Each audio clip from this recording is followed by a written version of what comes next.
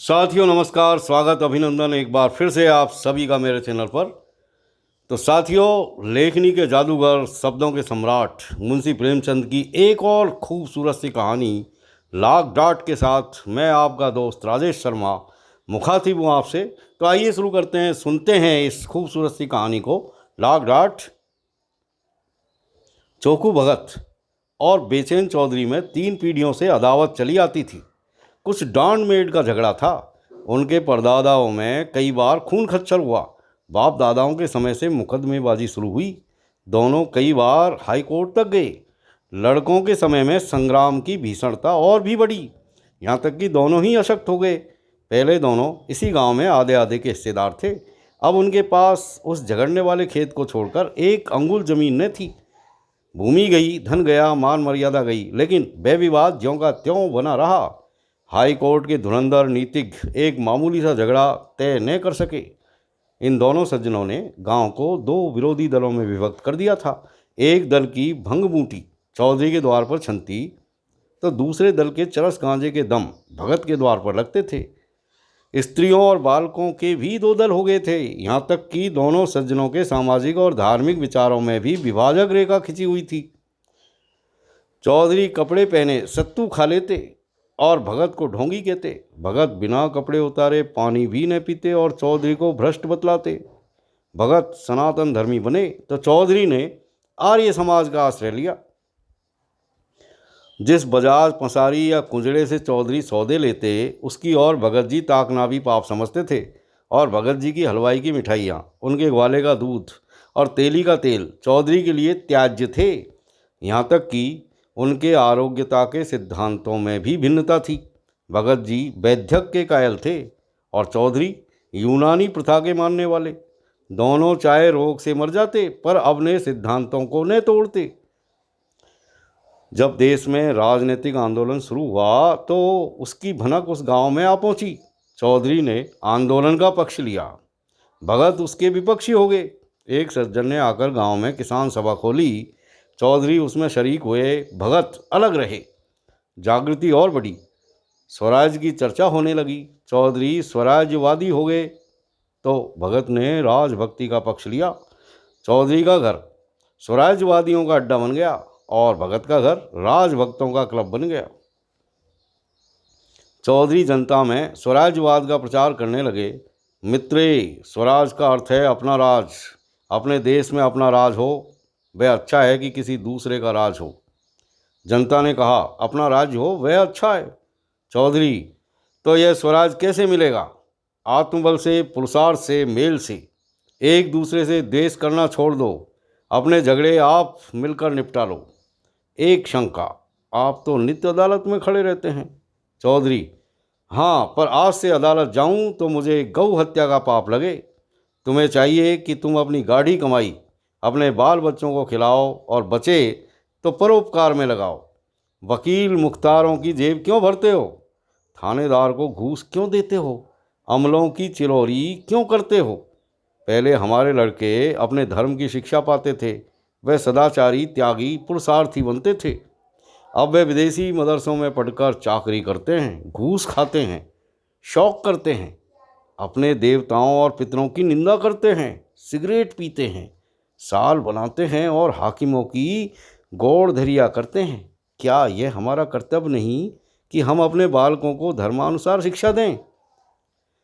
जनता, चंदा करके पाठशाला खोलनी चाहिए। चौधरी, हम पहले मदिरा को छूना पाप समझते थे, अब गांव गांव और गली गली में मदिरा की दुकानें हैं।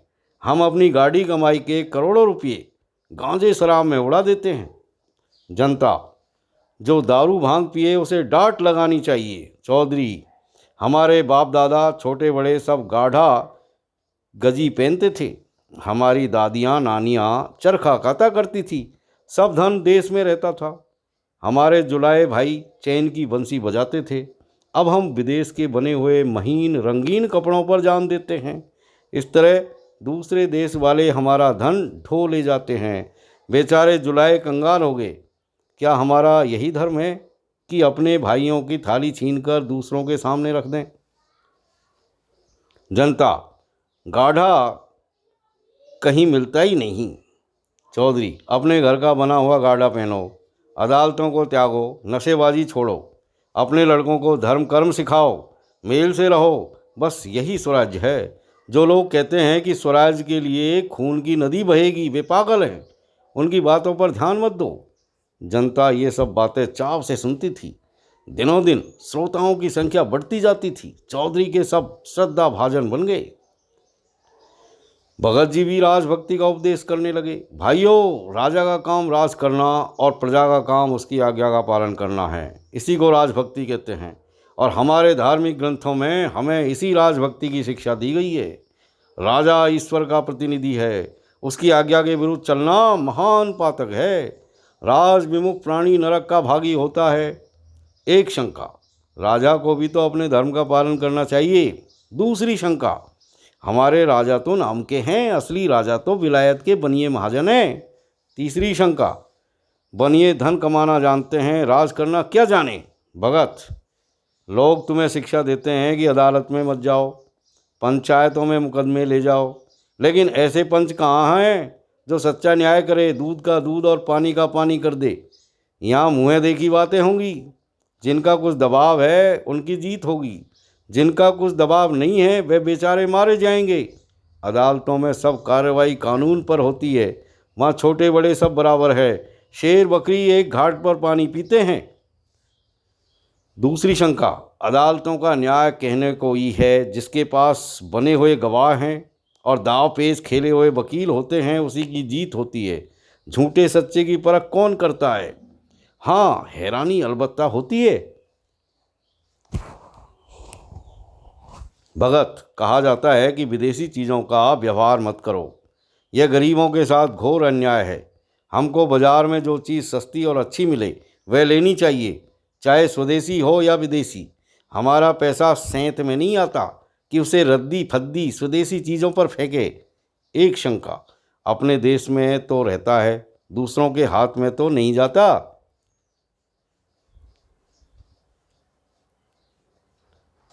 दूसरी शंका, अपने घर में अच्छा खाना नहीं मिले तो क्या विजातियों के घर का अच्छा भोजन खाने लगेंगे। भगत, लोग कहते हैं लड़कों को सरकारी मदरसों में मत भेजो। सरकारी मदरसों में न पढ़ते तो आज हमारे भाई बड़ी बड़ी नौकरियां कैसे पाते, बड़े बड़े कारखाने कैसे बना लेते। बिना नई विद्या पढ़े अब संसार में निर्वाह नहीं हो सकता। पुरानी विद्या पढ़कर पुत्र देखने और कथा बाँचने के सिवाय और क्या आता है। राजकाज क्या पट्टी पोथी बाँचने वाले लोग करेंगे। एक शंका, हमें राजकाज नहीं चाहिए, हम अपनी खेती बाड़ी में ही मगन हैं, किसी के गुलाम तो नहीं। दूसरी शंका, जो विद्या घमंडी बना दे उससे मूर्ख ही अच्छा।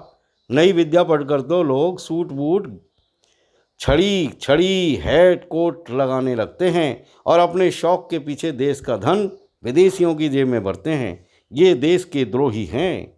भगत, गांजा शराब की और आजकल लोगों की बड़ी निगाह है। नशा बुरी लत है, इसे सब जानते हैं।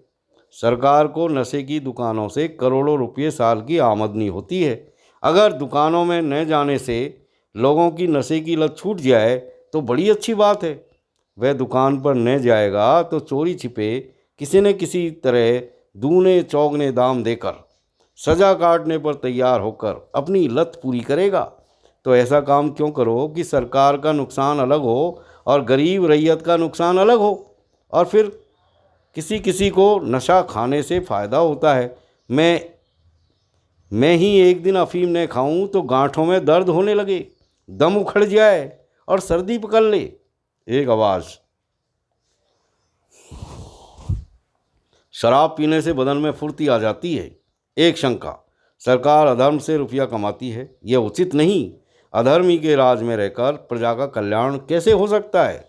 दूसरी शंका, पहले दारू पिलाकर पागल बना दिया, लत पड़ी तो पैसे की चाट हुई। इतनी मजदूरी किसको मिलती है कि रोटी कपड़ा भी चले और दारू शराब भी उड़े।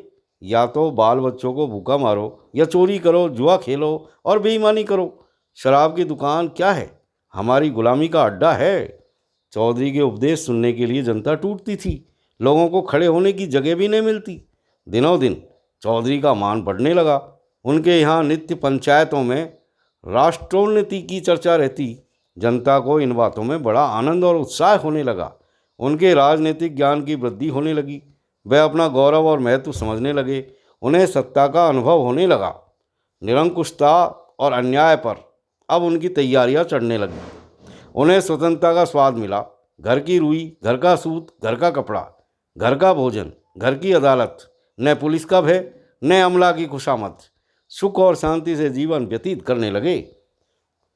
कितनों ही ने नशेबाजी छोड़ दी और सद्भावों की एक लहर सी दौड़ने लगी। लेकिन भगत जी इतने भाग्यशाली न थे। जनता को दिनों दिन उनके उपदेशों से अरुचि होती जाती थी। यहाँ तक कि बहुधा उनके श्रोताओं में पटवारी, चौकीदार, मुदर्रिस और इन्हीं कर्मचारियों के मित्रों के अतिरिक्त और कोई न होता था। कभी कभी बड़े हाकिम भी आ निकलते और भगत जी का बड़ा आदर सत्कार करते। जरा देर के लिए भगत जी के आंसू पहुंच जाते, लेकिन क्षण भर का सम्मान आठों पैर के अपमान की बराबरी कैसे करता। जिधर निकल जाते उधर ही उंगलियां उठने लगती। कोई कहता खुशामदी टट्टू है, कोई कहता खुफिया पुलिस का भेदी है। भगत जी अपने प्रतिद्वंदी की बड़ाई और अपनी लोक निंदा पर दांत पीस पीस कर रह जाते थे। जीवन में यह पहला ही अवसर था कि उन्हें सबके सामने नीचा देखना पड़ा। चिरकाल से जिस कुल मर्यादा की रक्षा करते आए थे और जिस पर अपना सर्वस्व अर्पण कर चुके थे, वह धूल में मिल गई। यह दाह में चिंता उन्हें एक क्षण के लिए चैन न लेने देती। नित्य समस्या सामने रहती कि अपना खोया हुआ सम्मान क्यों कर पाऊँ, कैसे पाऊँ। अपने प्रतिपक्षी को क्यों कर पद दलित करूँ, यानी कैसे पद दलित करूँ, यानी कैसे अपमानित करूँ, कैसे उसका गरूर तोड़ूँ। अंत में उन्होंने सिंह को उसी की मांद में पछाड़ने का निश्चय किया। संध्या का समय था। चौधरी के द्वार पर एक बड़ी सभा हो रही थी। आसपास के गांव के किसान भी आ गए। हजारों आदमियों की भीड़ थी। चौधरी उन्हें स्वराज्य विषयक उपदेश दे रहे थे। बार बार भारत माता की जय जयकार की ध्वनि उठती थी। एक और स्त्रियों का जमाव था। चौधरी ने अपना उपदेश समाप्त किया और अपनी जगह जा बैठे। स्वयं सेवकों ने स्वराज्य फंड के लिए चंदा जमा करना शुरू किया कि इतने में भगत जी न जाने किधर से लपके हुए आए और श्रोताओं के सामने खड़े होकर उच्च स्वर में बोले, भाइयों, मुझे यहाँ देखकर अचरज मत करो। मैं स्वराज का विरोधी नहीं हूँ। ऐसा पतित कौन प्राणी होगा जो स्वराज का निंदक हो, लेकिन इसके प्राप्त करने का वह उपाय नहीं जो चौधरी ने बताया है और जिस पर तुम लोग लट्टू हो रहे हो। जब आपस में फूट और रार है, पंचायतों से क्या होगा। जब विलासिता का भूत सिर पर सवार है तो नशा कैसे छूटेगा। मदिरा की दुकानों का बहिष्कार कैसे होगा। सिगरेट, साबुन, मोजे, बनियान, अद्दी, तंजेब से कैसे पिंड छूटेगा। जब रौब और हुकूमत की लालसा बनी हुई है तो सरकारी मदर से कैसे छोड़ेंगे। विधर्मी शिक्षा की बेड़ी से कैसे मुक्त हो सकेंगे। स्वराज लेने का केवल एक ही उपाय है और वह है आत्मसंयम। यही महाऔषधि तुम्हारे समस्त लोगों को समूल नष्ट करेगी। आत्मा को बलवान बनाओ, इंद्रियों को साधो, मन को वश में करो। तुम में भातृभाव पैदा होगा, तभी वैमनस्य मिटेगा, तभी ईर्ष्या और द्वेष का नाश होगा, तभी भोग विलास से मन हटेगा और तभी नशेबाजी का दमन होगा। आत्मबल के बिना स्वराज कभी उपलब्ध न होगा। स्वयं सेवा सब पापों का मूल है। यही तुम्हें अदालतों में ले जाता है, यही तुम्हें विधर्मी शिक्षा का दास बनाए हुए है। इस पिशाच को आत्मबल से मारो और तुम्हारी कामना पूरी हो जाएगी। सब जानते हैं मैं 40 साल से अफीम का सेवन करता हूँ। आज से मैं अफीम को गौ रक्त समझता हूँ। चौधरी से मेरी 3 पीढ़ियों की अदावत है। आज से चौधरी मेरे भाई हैं। आज से मुझे या मेरे घर के किसी प्राणी को घर के कते सूत से बुने हुए कपड़े के सिवाय और कुछ पहनते देखो तो जो दंड चाहे दो। बस मुझे यही कहना है। परमात्मा हम सब की इच्छा पूरी करे। यह कहकर भगत जी घर की ओर चले कि चौधरी दौड़कर उनके गले से लिपट गए। 3 पुस्तों की अदावत एक क्षण में शांत हो गई। उस दिन से चौधरी और भगत साथ साथ स्वराज का उपदेश करने लगे। उनमें गाढ़ी मित्रता हो गई और यह निश्चय करना कठिन था कि दोनों में जनता किसका अधिक सम्मान करती है। तो साथियों, ये खूबसूरत सी कहानी यहाँ पर पूरी होती है और अगले वीडियो में एक और नई कहानी के साथ हम फिर मिलेंगे। तब तक के लिए have a nice time. Thank you very much for